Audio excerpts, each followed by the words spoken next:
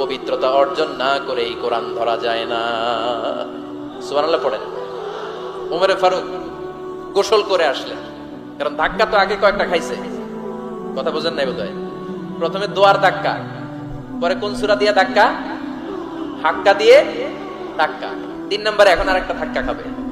গোসল করে আসলেন, ফাতেমা বিনতে খাত্তাব বললেন, গোসল যখন করে এসেছেন এই নেন।